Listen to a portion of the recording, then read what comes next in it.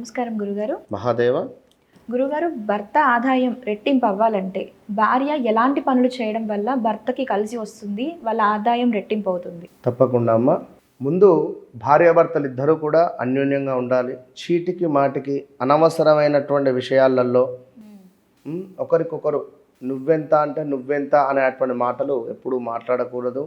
అమంగళంకరమైనటువంటి మాటలు, భర్తకు నచ్చని మాటలు, అట్ ద సేమ్ టైం భార్యకు నచ్చని పనులు భర్త అనేటువంటి వారు ఎవరూ చేయకూడదు. ఇక్కడ ఒకరి భర్త సంపాదననే అనేటువంటిది కాదు, భార్య కూడా ఇంట్లో ఆనందంగా ఉంటే అదే మనకు అత్యంత అద్భుతమైనటువంటి సిరి సంపదలు. సో ఇవాళ రేపు అందరూ కూడా ఉద్యోగం చేస్తున్నారు, అది వేరే విషయం అనుకోండి.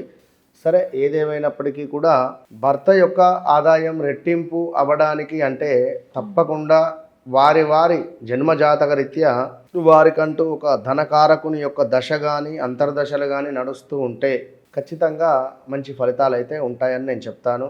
సరే, ఏది ఏమైనప్పటికీ కూడా ఇక్కడ పెళ్ళైనటువంటి ప్రతి స్త్రీ కూడా ఖచ్చితంగా కూడా నుదుటన ఇక్కడ పాపిట సింధూరము కానీ కుంకుమ కానీ పెట్టుకోవాలి అని మనకు శాస్త్రంలో చెప్పబడుతున్నది. సో ఎవరైతే పెళ్ళైనటువంటి ప్రతి స్త్రీలు కూడా మనము చూస్తే మధ్యప్రదేశ్ సైడ్ వెళ్తే ఇక్కడ నుంచి ఇక్కడ దాకా సింధూరం పెట్టుకుంటారు వారు, మధ్యలో పాపట తీసి.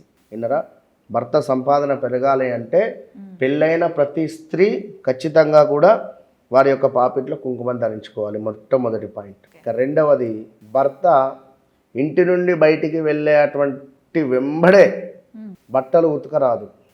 ఒక మినిమం హాఫ్ అన్ అవర్ దాకా భర్త ఇంటి నుండి బయటికి వెళ్ళినటువంటి ఒక హాఫ్ అన్ అవర్ దాకా ఇంట్లో ఉండేటువంటి బట్టలను పిండరాదు అని మనకు చెప్పడం జరుగుతున్నది. అదేవిధంగా అంతేకాకుండా ప్రతిరోజు కూడా ఆ స్త్రీ వారి ముఖానికి కొంత పసుపును రాసుకొని ఒక 10 నిమిషాల తర్వాత స్నానం చేయడం ద్వారా మంచి ఫలితాలు ఏర్పడేటువంటి పరిస్థితి ఉంటుంది. సో ఇదొకటి. ఇంకొకటి ఏం చెప్పబడుతూ ఉన్నది అంటే మనకి ఇక్కడ భర్త సంపాదన విపరీతంగా పెరగాలి అని అనుకునేటువంటి వారు ఖచ్చితంగా కూడా స్త్రీలు పంచమాంగళ్యాలను ధరించాలి అని చెప్పడం జరుగుతున్నది. పంచమాంగళ్యాలు. అదేవిధంగా వీరి యొక్క భర్త పర్సులో ఒక 3 ఇలాచీలు, అదేవిధంగా ఒక పచ్చకర్పూరాన్ని పెట్టడము, ఇది లక్ష్మీదేవికి ఎంతో ప్రీతి. సువాసన ఎక్కడ ఉంటే అక్కడ అమ్మవారు, మంచి సువాసన వద్ద అమ్మవారు కొలువు తీరుతుంది, అది గమనించుకోండి.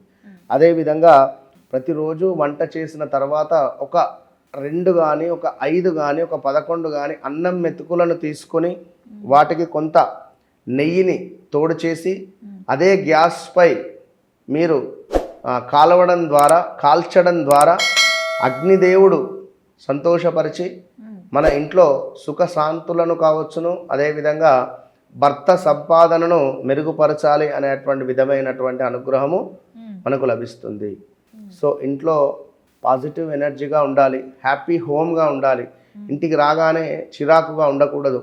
అదేవిధంగా భర్త కూడా భార్యను ఇంటికి రాగానే పొద్దున్న నుండి ఏం చేశావు, ఇదేంటి అదేంటి అనేది ఏమీ అడగకుండా కుదిరితే చక్కగా ఆమెతో ప్రేమగా మాట్లాడడం కానీ ఆమెను దగ్గరికి తీసుకోవడం కానీ చేసుకోవాలి. అదేవిధంగా భర్త కూడా భార్య యొక్క బాడీ షేమింగ్ గురించి లావుగా ఉన్నావని కానీ ఇట్లా ఉన్నావని కానీ ఎప్పుడూ భర్త మాట్లాడకూడదు. అదేవిధంగా భార్య తరపున వారి గురించి మీ అమ్మ బుద్ధులే వచ్చాయి నీకని కానీ, లేదా వారి కుటుంబాన్ని చిన్నగా చేసి మాట్లాడడం కూడా ఇది సమము కాదు.